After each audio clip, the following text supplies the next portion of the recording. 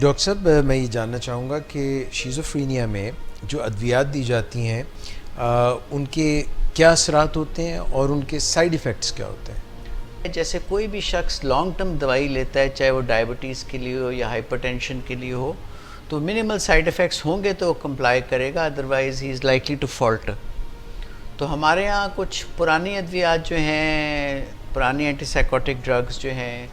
اس میں تھوڑا سا نیورولوجیکل سائیڈ ایفیکٹس ہیں، یعنی کہ کئی دفعہ تھوڑے سے ٹریمرز آ جاتے ہیں یا تھوڑے سے پٹھے کھچاؤ میں چلے جاتے ہیں۔ جو نئی دوائیں ہیں ان میں سے کچھ ویٹ گین ہے، کچھ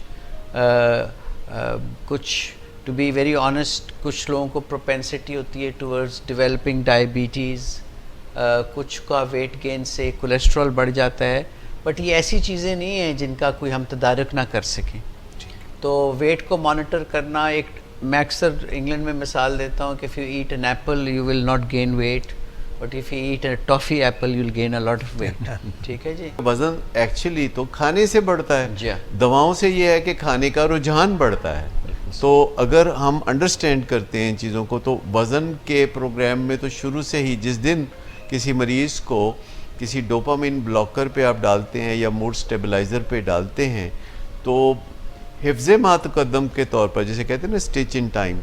تو وہ اگر اسی دن سے اس کو ویٹ مینجمنٹ پہ، کیلری ایجوکیشن پہ، انٹیک پہ، ایکسرسائز پہ، ان چیزوں پہ لگایا جائے تو ایک تو بڑی ہیلدی مصروفیت ہو جائے گی۔ دوسرا، ہم پہلے سے بتا چکے ہوں گے کہ اس سے وزن آپ کا بڑھے گا، لیکن اس کے سوا کوئی چارہ نہیں ہے کہ آپ کو یہ دوا لینی ہے، کیونکہ یا تو آپ نے بڑھے ہوئے وزن